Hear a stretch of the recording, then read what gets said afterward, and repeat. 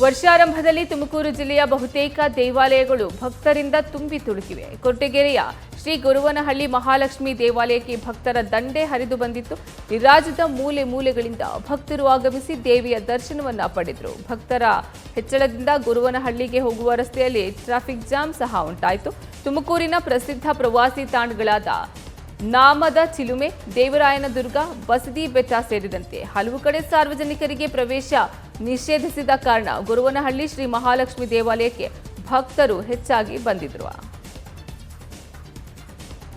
ವರ್ಷಾರಂಭದಲ್ಲಿ ತುಮಕೂರು ಜಿಲ್ಲೆಯ ಬಹುತೇಕ ದೇವಾಲಯಗಳು ಭಕ್ತರಿಂದ ತುಂಬಿ ತುಳುಕಿವೆ. ಕೊರಟಗೆರೆಯ ಶ್ರೀ ಗುರುವನಹಳ್ಳಿ ಮಹಾಲಕ್ಷ್ಮಿ ದೇವಾಲಯಕ್ಕೆ ಭಕ್ತರ ದಂಡೆ ಹರಿದು ಬಂದಿತ್ತು.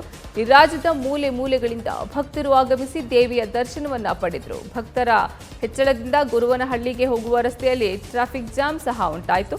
ತುಮಕೂರಿನ ಪ್ರಸಿದ್ಧ ಪ್ರವಾಸಿ ತಾಣಗಳಾದ ನಾಮದ ಚಿಲುಮೆ, ದೇವರಾಯನದುರ್ಗ, ಬಸದಿ ಬೆಟ್ಟ ಸೇರಿದಂತೆ ಹಲವು ಕಡೆ ಸಾರ್ವಜನಿಕರಿಗೆ ಪ್ರವೇಶ ನಿಷೇಧಿಸಿದ ಕಾರಣ ಗುರುವನಹಳ್ಳಿ ಶ್ರೀ ಮಹಾಲಕ್ಷ್ಮಿ ದೇವಾಲಯಕ್ಕೆ ಭಕ್ತರು ಹೆಚ್ಚಾಗಿ ಬಂದಿದ್ದರು.